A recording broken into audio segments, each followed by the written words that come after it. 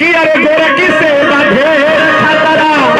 आ लेली कहियो जान तनिका सावरे कि तनिका सावरे लइकवा कहता कि तने सावरा रही तो ठीक रही। देखिए गोर मेहरारू में और सावर मेहरारू में अंतर का होला है बताओ तनी आप लोग के कि अरे गोरकी से ढेर खतरा अरे लेली कहियो जान तनिका सावरे तनिका सावरे तनिका सावरे मेहरारू के होई भागवा तनिका सावरे मेहरारू की होई भागवा गोरकी से ढेर खतरा गोरकी से ढेर खतरा लेली कहियो जान तनिका तनिका सावरे तनिका सावरे मेहरारू की होई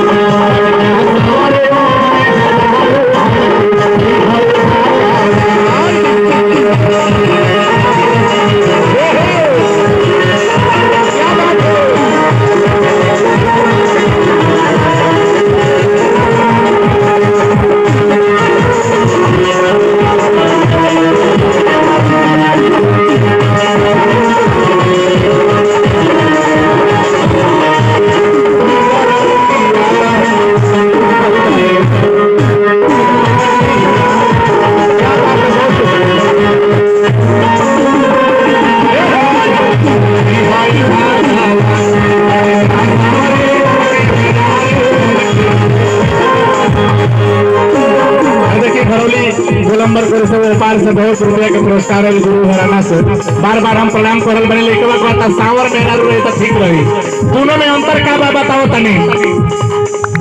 गोरे रही में हरिता हरी सेवा हो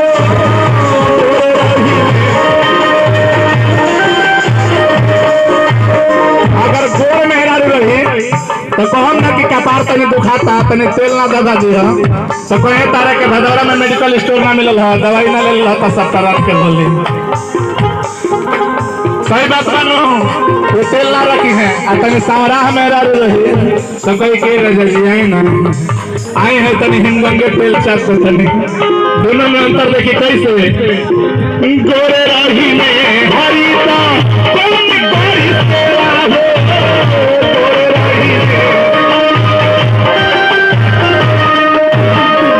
दोनों बेरा खोजल करी गोरी किसमिस मेवा हो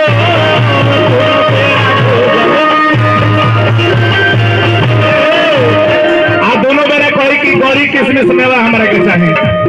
तो हमने कहा राकेश सिंह जी लिखा था पैसा दाना कि दोनों बेरा छोहरा किसमिस ले आवल जा आ काजू खियावल जा लइकवा कहता का अरे गोर रही में हरी तक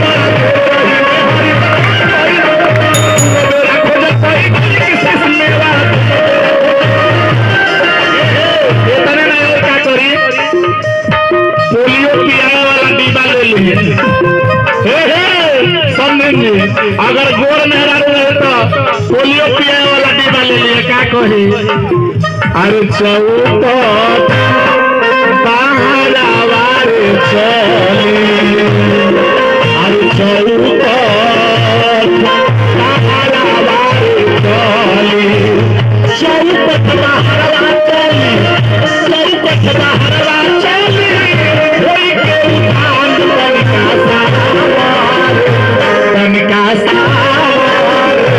तनिका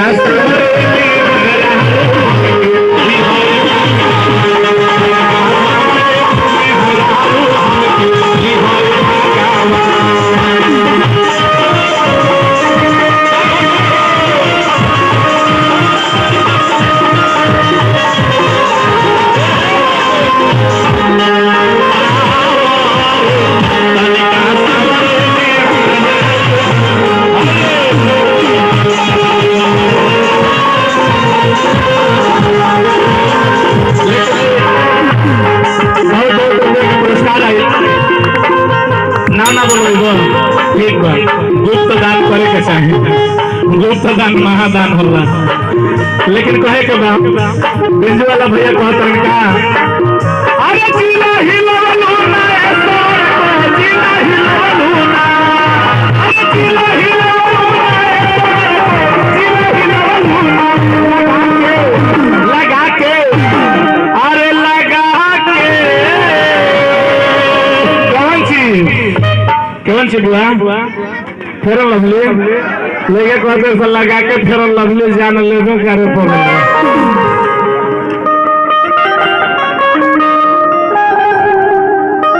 और देखिए हमने के माधुरी पासवान आपको से बहुत बहुत रुपये का पुरस्कार मिलल, स्वागत बा। और हम अपना सुदर्शन जी के धर्म पत्नी जी के वो जाते जाते बात को दी अब तो मैंने जही रहल बने अंतिम गीत हो रहा बा हमार कि देखने में तो आप पढ़ी लिखी और शिक्षित लगती हैं समझन जी, देखने में तो आप पढ़ी लिखी शिक्षित लगती हैं और जब आप मुस्कुराती हैं तो माँ कसम माधुरी दीक्षित लगती हैं। तो अरे वह माधुरी दीक्षित पौले बने स्वागत बा। एक दो दिन खातिर हमने को उधार दे दिया करी सुदर्शन जी कहे के बका लइकवा को हता कि अरे लगा के बिनिया लाल लाल पतर की सिलाई लवलू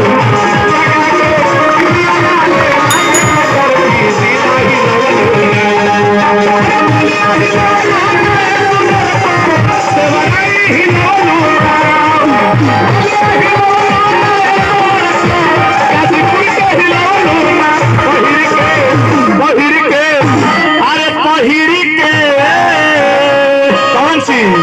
विनीत बाबू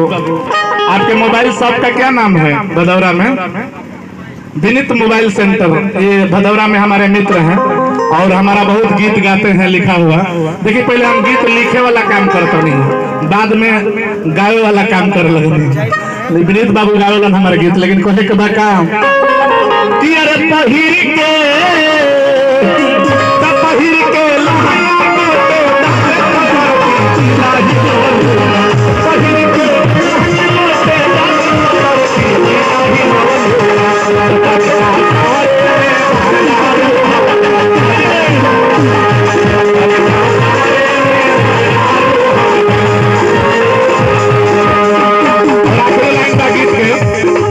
लड़का कहता है वो दूसरा लड़का बा है भैया जन बड़े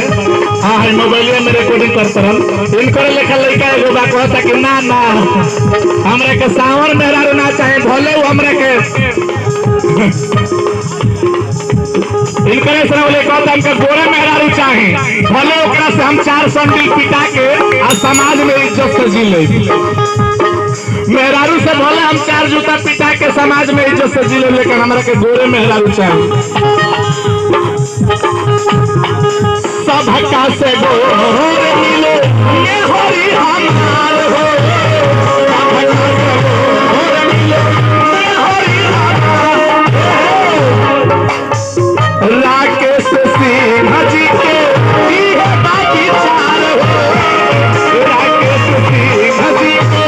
ये बाकी चार हो। हमारा जहाँ तक सवाल बा अरे हमारा